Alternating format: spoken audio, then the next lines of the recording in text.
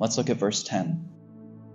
For as the rain comes down and the snow from heaven, and does not return there, but water the earth, and make it bring forth and bud, that it may give seed to the sower, and bread to the eater, so shall my word be that goes forth from my mouth. It shall not return to me void, but it shall accomplish what I please, and it shall prosper in the thing for which I sent it. He's giving the analogy. Just like when it rains, you don't, at least I've never seen it, where all of a sudden the rain goes right back up into the clouds and you go, oh, gravity doesn't work. No. Once it rains, it comes down, it sinks into the earth, and the plants grow, and all these good things come up. He's saying it's the same way with the Word of God. When God speaks and His Word penetrates our heart, it's not just something that flies away or disappears. It bears fruit. So it makes us think, God's ways are higher than our ways. We need to seek Him. Are we hearing His Word that's changing how we're acting? Are we listening to Him and saying, God, you have things to say to me?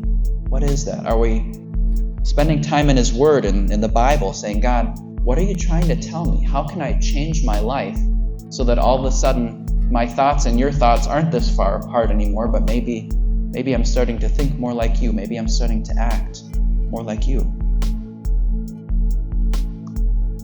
And now we get the good stuff. Verse 12. Here's what happens when we start to walk with God in that way. For you shall go out with joy and be led out with peace. The mountains and hills shall break forth into singing before you, and all the trees of the field shall clap their hands. Instead of the thorn shall come up the cypress tree, and instead of the briar shall come up the myrtle tree. And it shall be to the Lord for a name, for an everlasting sign that shall not be cut off. We know when we look at the Word and study, even at the very, very beginning in the Garden of Eden, we see that some of the consequences of sin is that God curses the ground.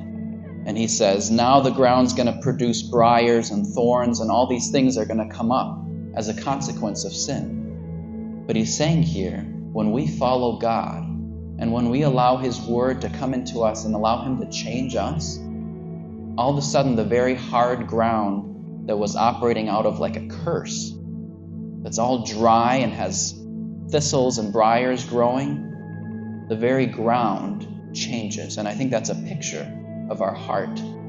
That all of a sudden, the very areas in our heart where we thought, oh, this is a hard spot. This is an area where, oh, I can't forgive that person. That's too difficult for me. Or, man, I always get upset when I think about this or talk about this topic.